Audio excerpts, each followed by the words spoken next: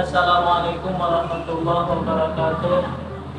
Bismillahirrahmanirrahim. Alhamdulillahirabbil alamin. Wassalatu wassalamu ala asyrofil anbiya'i wal mursalin wa ala alihi washabihi ajma'in. Yang sama-sama kita muliakan dan kita hormati Ibu Ida Syahruni SPDMA selaku dosen pengampu psikologi perkembangan anak. Pada kesempatan ini kami dari kelompok 5 yang terdiri dari Arba'in dan Yulaika Rahmadani akan mempresentasikan makalah perkembangan kognitif. Yang pertama A.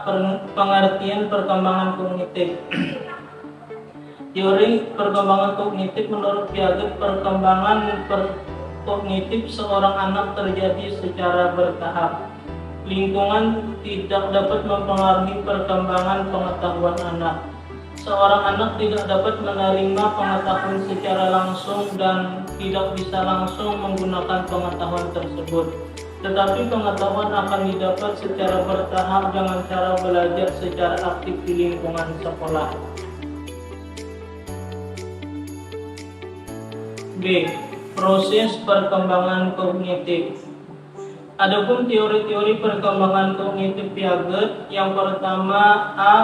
Tahap sensori motorik pada usia 0 sampai 2 tahun. Yang B. Tahap praoperasional yaitu pada usia 2 sampai 7 tahun. C. Tahap konkret operasional usia 7 sampai 11 tahun. D. Tahap operasional formal usia 11 tahun sampai dewasa. C. Karakteristik perkembangan kognitif peserta didik.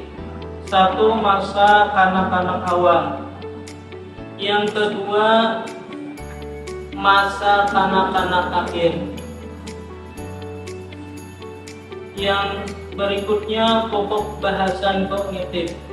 Yang pertama, perkembangan memori. Cara otak menyimpan informasi dipercaya bersifat universal, walaupun efisiensi dari sistem tersebut bervariasi dari orang ke orang. Menurut Siegler 1998. Yang kedua, perkembangan pemikiran kritis. Yang ketiga, perkembangan kreativitas. Yang keempat, perkembangan bahasa. 3. Masa remaja. Meliputi pengalaman fisik yang terdiri dari tindakan atau aksi seseorang terhadap objek yang dihadapi dengan mengabstraksi sifat-sifatnya. Yang kedua, pengalaman matematis logis terdiri dari tindakan terhadap objek untuk mempelajari akibat tindakan-tindakan terhadap objek itu. Assalamualaikum warahmatullahi wabarakatuh. Perkenalkan, nama saya Yulaika Rahmadani. Saya di sini akan melanjutkan pembahasan materi yang telah disampaikan oleh Kak Arba'in mengenai perkembangan kognitif.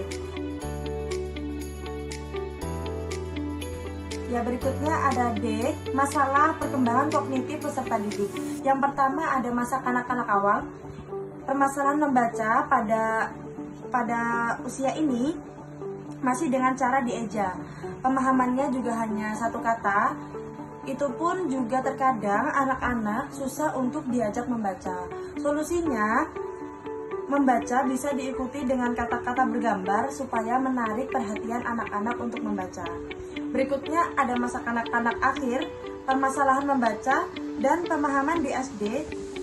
Saat ini umumnya menggunakan sistem klasikal yang menempatkan kecepatan memahami isi bacaan berdasarkan kecepatan rata-rata memahami isi buku, atau siswa merasa bahwa pelajaran membaca pemahaman yang dilakukan oleh guru terlalu cepat.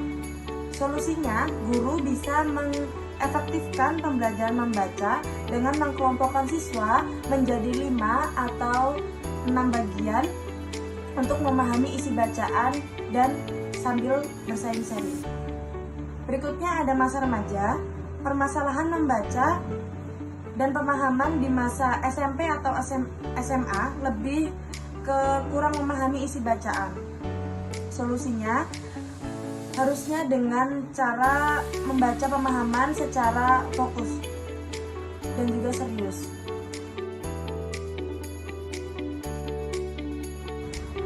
Dapat disimpulkan dari pembahasan di atas, perkembangan kognitif pada peserta didik merupakan suatu pembahasan yang cukup penting bagi pengajar maupun orang tua. Perkembangan kognitif pada anak merupakan kemampuan anak untuk berpikir lebih kompleks, serta kemampuan melakukan penalaran dan pemecahan masalah yang termasuk dalam proses psikologis yang berkaitan dengan bagaimana individu mempelajari dan memikirkan lingkungannya. Menurut teori, setiap individu pada saat tumbuh, mulai dari bayi yang baru dilahirkan sampai menginjak usia dewasa, mengalami 4 perkembangan kognitif, yaitu pertama, ada tahap sensoris motorik dari usia 0 sampai 2 tahun. Tahapan ini seperti bayi bergerak dari tindakan refleks.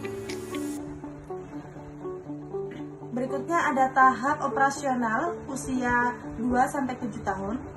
Pada tahap ini, anak-anak mulai mempresentasikan dunia dengan kata-kata dari berbagai gambar.